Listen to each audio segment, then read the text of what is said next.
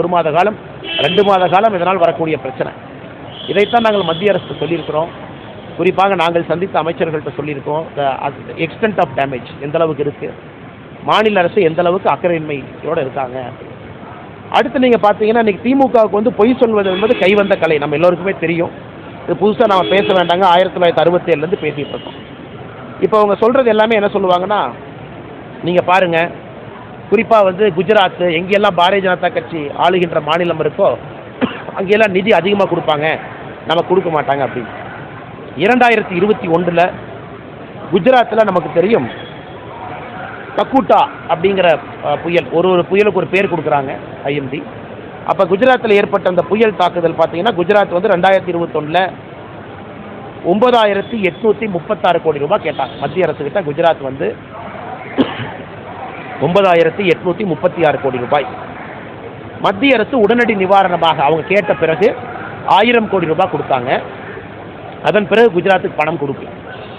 So Gujarat அவங்க manage பண்ணிக்கிட்டாங்க. ஒரு பிஜேபி ஆளுகின்ற மாநிலம், தொடர்ந்து பிஜேபி ஆட்சியில் இருக்கக்கூடிய மாநிலம். ஒரு உதாரணத்துக்கு சொல்கிறேங்க, சமீபத்தில் கடைசியாக குஜராத்தில் தாக்கப்பட்ட புயல் கக்கூட்டா புயல் தாக்கியது பொழுது 9,836 கோடி ரூபாய் கேட்டாங்க. மத்திய அரசு உடனடி நிவாரண நிதியாக 1000 கோடி ரூபாய் கொடுத்தாங்க. அதன் பிறகு மிச்சம் 8,836 கோடி ரூபாய் கொடுக்கல. காரணம், அசஸ்மெண்ட்டில் வித்தியாசம் இருக்கும். மத்திய அரசுடைய டீம் அசஸ்மெண்ட்டுக்கும் மாநில அரசு கேட்கக்கூடியதுக்கும் வித்தியாசம் இருக்கும். அதே போல் 2020-21 கோவிட் காலகட்டத்தில் குஜராத்துக்கு மொத்தமாக வழங்கப்பட்ட நிதி, கோவிட்டை வந்து சமாளிப்பதற்கு 304 கோடி, தமிழகத்திற்கு வழங்கப்பட்ட நிதி 868 கோடி. ஸோ இந்த மாதிரி பல உதாரணம் சொல்லிகிட்டே போகலாங்க. ஆனால் நான் திமுகவினுடைய பொய்யை வந்து தோலுரிக்க விரும்பலை. ஒன்றா உட்காந்து ஒரு டேட்டாவாக, அது காமன் சென்ஸ் இருக்கக்கூடிய நம்ம எல்லாருக்குமே தெரியும். மத்திய அரசை பொறுத்தவரை, பேரிடரை பொறுத்த வரைக்கும், என்டிஆர்எஃப் பொறுத்த வரைக்கும் அது assessment based, estimation based fund release. அவங்க கணக்கு போட்டு எந்த அளவுக்கு சேதம் அடைஞ்சிருக்கோ அதை பொறுத்து பணத்தை கொடுப்பாங்க.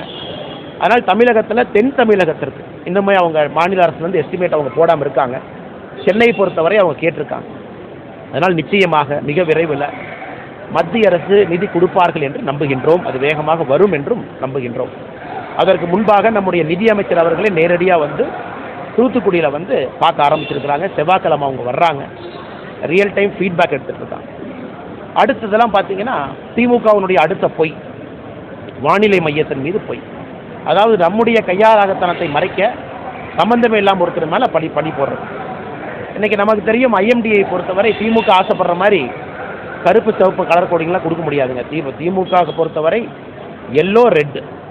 எல்லோனாவே ஹெவி ரெயின்ஃபால், ரெட்டுனா very heavy rainfall. Yellow alert வந்து 12ஆம் தேதியே கொடுத்தாச்சு. ஆனால் திமுக காரங்க என்ன பண்ணிகிட்டு இருந்தாங்க, சேலத்தில் இளைஞர் அணி கான்ஃபரன்ஸ், இளைஞர் அணி மாநில மாநாடு நடத்துவதில் ஒரு குரூப் அக்கறையோடு இருந்தாங்க, இது செய்யணும்னு. அப்புறம் இந்தி கூட்டணிக்கு போகிறதுல முதலமைச்சர் அவர்கள் அக்கறையோடு இருந்தாங்க. கூட்டணிக்கு போயிட்டு போகிற போக்கில் சரி பிரதமர் இங்கே இருக்கார், இதே ஊரில் இருக்கார், டெல்லி வந்துட்டோம், பிரதமர்கிட்ட ஒரு அப்பாயின்மெண்ட் கேட்டு வைப்போம்னு சொல்லிட்டு போகிற போக்கில் ஒரு அப்பாயின்மெண்ட் கேட்டு பிரதமரையும் பார்த்துட்டு வந்தாங்க. இவர்கள் கவனம் முழுவதுமே ப்ரிப்பேர்ட்னஸ் இல்லைங்க.